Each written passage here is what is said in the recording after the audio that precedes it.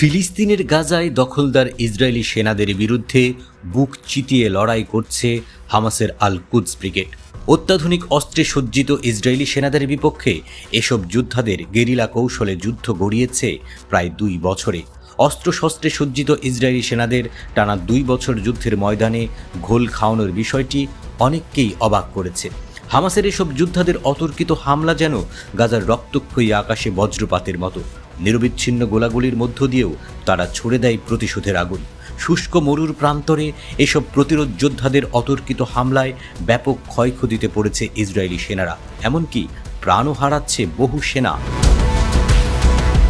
বুধবার গাজার আল শুজাইয়া এলাকার পূর্ব দিকে ইসরায়েলি দখলদার সেনা ও তাদের অস্ত্রবাহী গাড়ির একটি বহরকে লক্ষ্য করে হামলা চালিয়েছে আল কুদস ব্রিগেডের যোদ্ধারা।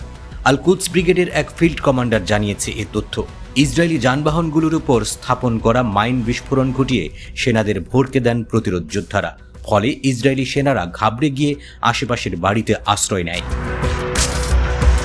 আল কুদস ব্রিগেডের এই ফিল্ড কমান্ডার জানান, বাড়ির ভেতর আশ্রয় নেওয়া আইডিএফ সেনাদের লক্ষ্য করে গাইডেড মিসাইল নিক্ষেপ করে প্রতিরোধ যোদ্ধারা।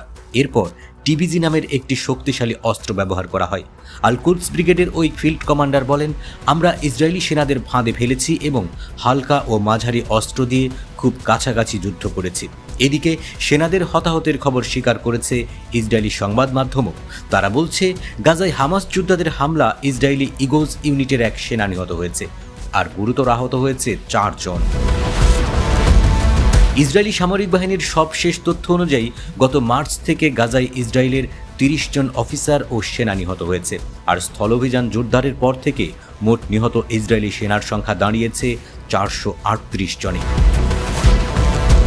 কিন্তু ফিলিস্তিনি সূত্র এবং স্বাধীন পর্যবেক্ষকরা বলছেন, ইসরায়েলি সেনাদের হতাহতের এই সংখ্যা বাস্তবে আরও অনেক বেশি, কারণ নিজ দেশের সেনাদের মনোবল বজায় রাখতে হতাহতের আসল তথ্য গোপন করে ইসরায়েল।